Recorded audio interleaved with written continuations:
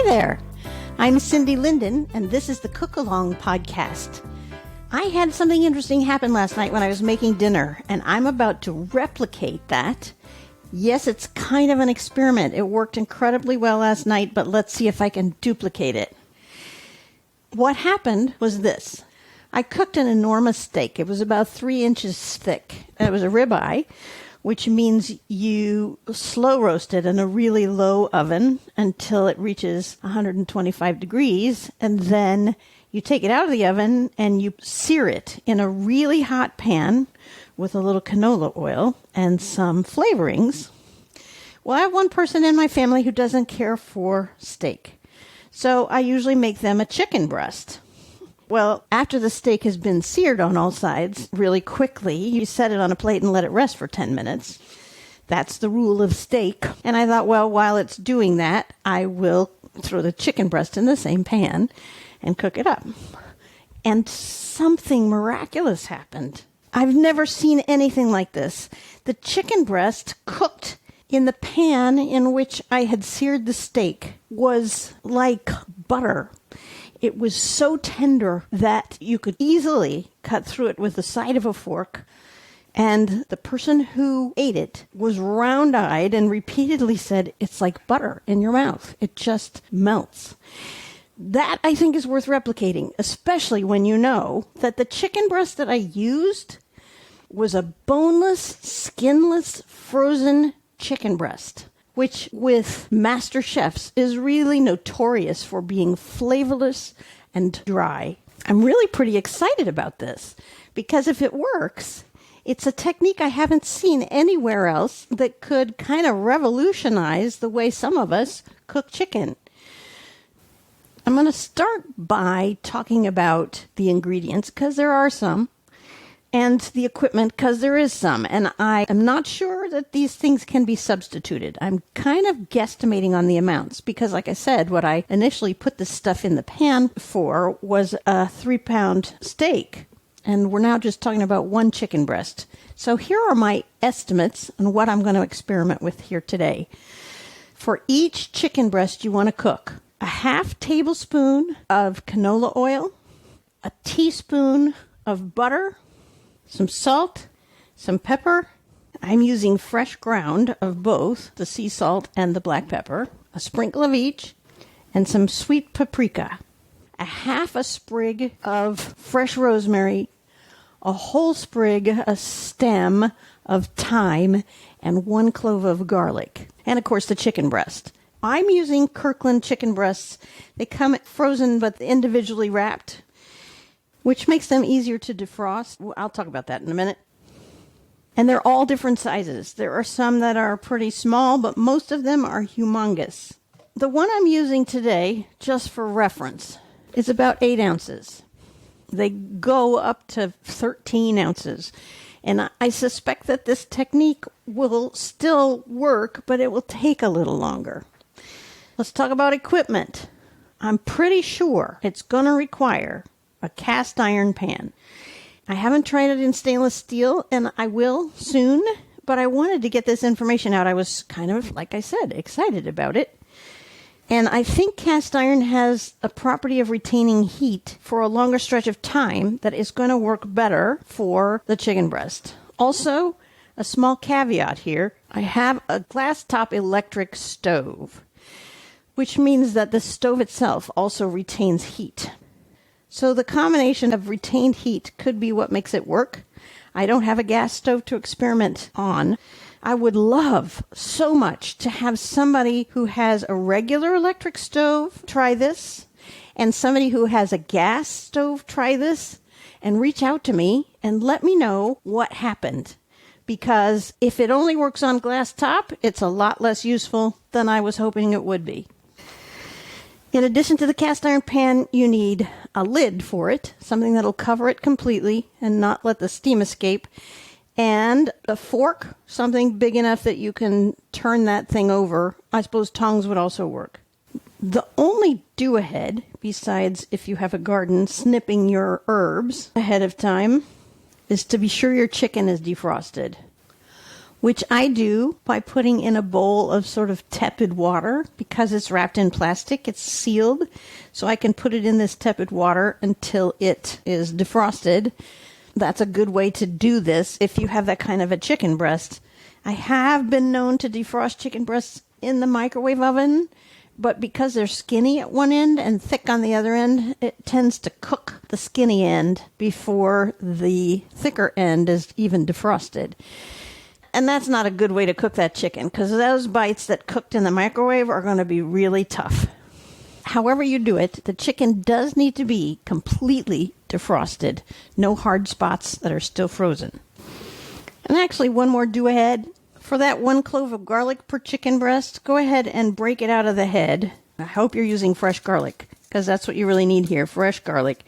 Break it out of the head and peel it and smash it. We have to smash it once to just get the skin off. Press down, smash it, the skin will crack off. And once it's peeled, we're going to smash it again. Just smash it down until it's as flat and broken as you can get it. And then that's ready to use. I'm walking outside now to snip my rosemary and my thyme. It's a little cold out, but it's dry today.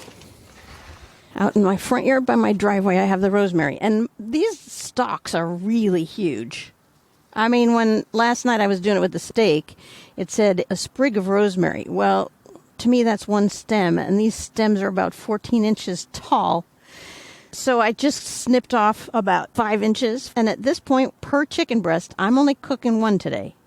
So I'm going to take, counting the leaves, about 2 inches of rosemary. And then the thyme is long and scrawny, unfortunately. So I'm just going to take one stalk, one stick, one sprig. There you go. This will make your hands smell really good. Now get your teaspoon of butter ready. We can't use that as our main cooking source because it's got too low of a smoke point. And then get your half tablespoon of canola oil, which has a fairly high smoke point of 400 degrees. Put your half tablespoon into the cast iron pan you're going to use. Just kind of right in the center. And spread it out until it's sort of the size of the chicken breast you're about to use. By the way, I have a podcast, one of my quick bite podcasts about how to love your cast iron pan. You might look for that. It'll tell you how to maintain it and how to clean it and why it deserves your affection. All right, we're ready to start. What we're going to do happens really fast, so make sure everything I've mentioned is close at hand. Butter, rosemary, garlic, thyme, paprika, salt, pepper. Close at hand. Ready? Crank up the heat under your cast iron pan. Turn it on to high. You're waiting for the oil to start to smoke. We're going to watch it, and it's going to take a couple of minutes, obviously, because while cast iron retains its heat really well, it takes a little bit to heat up. So there's some amazing science. I'd researched cast iron before, how to take care of it, how to do all that stuff, but I found some new information that's in this podcast I told you about. And it's only 13 minutes or something. I encourage you to go find it. There's just some interesting things about the seasoning process that I had not known before. As the pan heats up here, the oil's going to spread out a little bit. You can hear that noise. That's because my pan was wet on the bottom. It's not a terrible thing. I should have dried it before we started, though, just to minimize the noise. Anyway, it's what's happening in the pan that we're most interested in. And it's really spreading out and thinning, starting to shimmer a little bit, which means the surface is no longer smooth. And that's a step that comes shortly before it starts to smoke. So you get little tendrils of smoke first. You'll be able to see them against the black of the cast iron pan.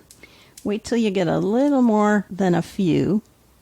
By this point, the oil is seriously thinned out, so kind of swirl it around the pan a little bit. There's some smoke. Now, put the butter in there, and the garlic, the rosemary, and the thyme, and stir it around with the fork or your tongs that you're going to use. It smells so good. What we're doing is sort of flavoring the oil. Or the garlic's starting to turn brown a little bit, and the herbs will as well. Now push them out of the way a little bit and plop your chicken breast down in there. It's really smoking now. Throw the chicken breast on there. We're going to sear it for about 30 seconds. It needs to be flat on the pan, not on top of these herbs. What we're doing here at this point is sealing in the juices so that it stays moist. While it's sizzling for that 30 seconds, give it a couple of grinds or sprinkles of salt, a couple of grinds or sprinkles of black pepper, and a pinch of Hungarian sweet paprika. Right. Now pick it up a little bit. See if it's seared. It's mostly seared. There's a couple of spots that didn't because it curled. Swirl that oil around again. Pick it up and put it down on the other side. Another little sprinkle of salt. Another little sprinkle of pepper. Another tiny pinch of paprika. Now here comes the funny part. Put a lid over it and turn the heat off. Turn the burner completely off. And now you got to turn on the fan in the kitchen because it's smoky in here now. Now it's just going to sit there. You're not going to mess with it. It's just going to sit there. When I did this yesterday, I touched it after it had been cooking for a little bit, and I really thought it wasn't done because it was so soft. I thought, okay, it's still going to be raw in the middle. It still feels like raw chicken does when you push on it. So I left it a little bit longer. But when I finally decided it had to come out, when I finally took it out, it still felt like that. Really kind of gave when I touched it. It's going to sit in there for a few minutes now because this is where it's cooking. And it's just cooking in a hot skillet but with no additional heat being added. This is cooking strictly on residual heat at this point. And you're going to want to just leave it there until the sizzling is sort of quieted down a little bit. You can test it if you want to. You can pick up the lid and try pushing down on it. Don't poke it. That creates an outlet for the juice. But you can push down on it and see how much give there is. I don't think that's an appropriate gauge to tell whether this is done or not. When I finally did take it off, because I really just wanted to eat now, and my steak was done, and I needed the chicken to come off to go with it, I really thought it was going to not be done.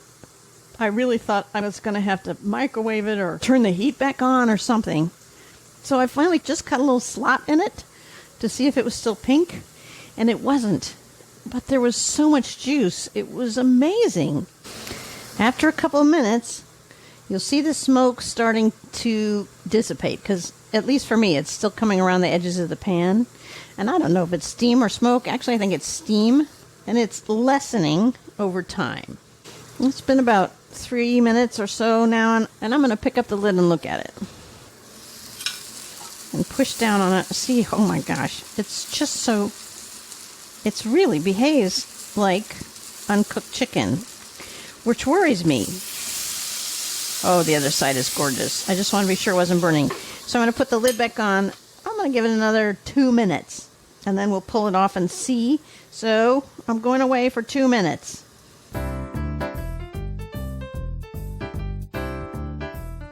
Actually, it's only been about a minute and a half, and all the steam has stopped now. So I'm going to take this thing out of here.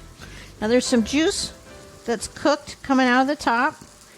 I guess I cracked the breast at some point, so it had some egress. And now, I'm going to pour the butter that remains in the pan over the chicken. And get the garlic out of there too. The thyme and rosemary pretty burned. I don't think they're really useful for decorative or flavor purposes. I might leave the rosemary, but the thyme is definitely dead Zorama. All right, well, now the experiment isn't complete until it's been tasted. So I'm going to cut this and take a bite. You know, I'm not the one who ate this last night because I was eating steak.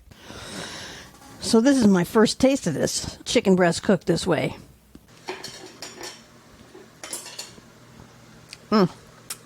Oh my God. I feel like a pioneer.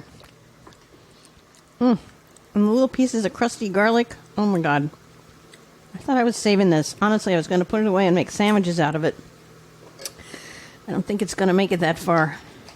Well, oh my God. Yeah, this is an astonishing thing to do with boneless, skinless chicken breasts. Oh my God. I hope I can get a reasonable picture of this because it's so juicy. Anyway, you can find the pictures that I'm taking on my podcast page, the website, which is thecookalongpodcast.com. Oh my God. I would love it if you would help the making of this podcast by contributing through your Acast app. Oh my gosh. I wish I could share this with you. I wish you could just see it. Please go look at the pictures on the website. Oh my God. Boy, see, I can't even remember what I'm supposed to say. I am going to go finish this. I didn't mean to do that, but this is now my lunch. No question about it. And until next time, happy cooking.